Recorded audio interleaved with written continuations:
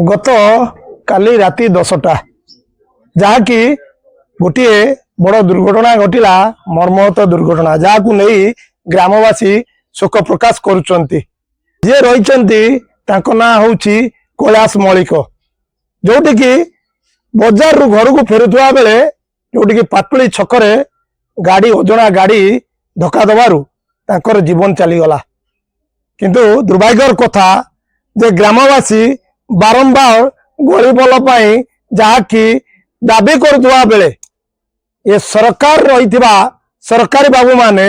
कहीं निद अवस्था होती निद भांगुनी जे यही भाव में जदि गलीपोल न हुए पाटुली छकरे ताले यही मूल्यवान जीवन चलीज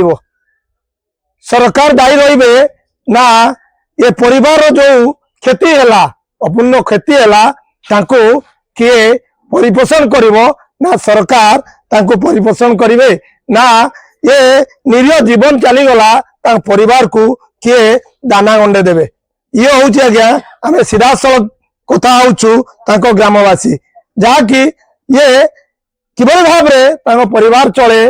जे मूल मजूरी लगी परिवार गुजरान मेटाती किंतु एबे से कौन करेंगे क्या द्वारस्थ हे क्या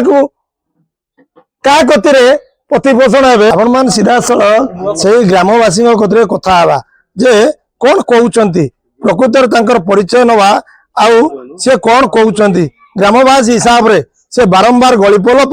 दाबी करिसेंती आउ जो निरीह जीवन चलीगला सी कौन कहे विषय टे सीधा सड़क कथा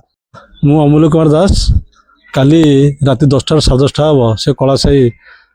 काम कर्मसंस्था फेरुले साइकेल धरी फेरुले अजना गाड़ी दुर्घटना कर चलीगला आम उद्धार कर कटक मेडिकल निगला से मृत है मृत पर आज पोस्टमार्टम फेरुची आमर से जो गलीपोल दाबी दीर्घ दिन रही आसी से गलीपोल बहुत धनजन नष्ट होची केवल आमरी गाँव नुहे आम पाखाक गाँव जिते लोग ए जाऊँच जिते रास्तार जाऊँच समस्त एक्सीडेंट शिकार होती किए जाकि कटक मृत्युवरण कर किए कौटी कौन पड़ू कार हाथ गोड़ भांगुची तो आम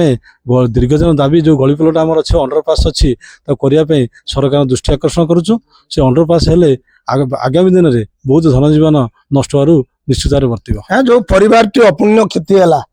प्रति कौन जो सरकार को जड़े परिवार जो अपूर्ण क्षति है सी एकमात्र रोजगार व्यक्ति थे परिवार चलने बहुत कष्ट हम तो परिवार को निश्चित भाव में आर्थिक साहाय्य सहित जो अन्य कर्मसंस्थान केमी पिला रही पारे प्रति गुरुत्व देवाई सरकार निवेदन कर सीधा सड़क वार्ता दौले जहाँकि गोटे स्कूल स्कूल रही जो गवर्नमेंट स्कूल रही अनेक पिला माने स्कूल को आसती पाठ पढ़ापी हे तो जीवन चली जापे एक कथा स्पष्ट जना पड़ी किंतु गोटे पटे आम देखुचु जे कोरेर विभाग माननीय विधायक आसबार योजना रही जे परिवार को आसिकी समावेदन जनइबे बोली जहाँ प्रतिश्रुति देइचंती गोटे पटे ए ग्रामवासी अच्छा जो माँ मान रही आम से माँ मान कथा कहवा से माँ मैंने कौन कहते प्रकृत में ये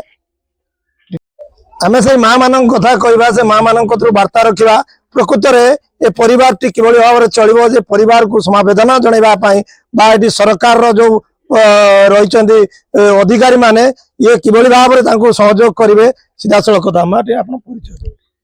मुझे गाँव से मोर भाई हे मुझी मो ना है मेनका मल्लिक आ मो भाई आज चलीगले एमती बहुत लोक मैंने गले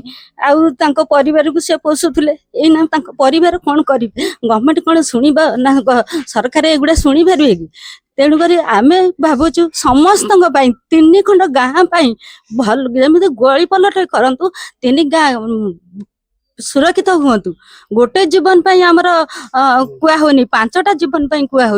मो भाई किसी सहायता करूँ पिला किसी रोजगार करना गवर्नमेंट जमी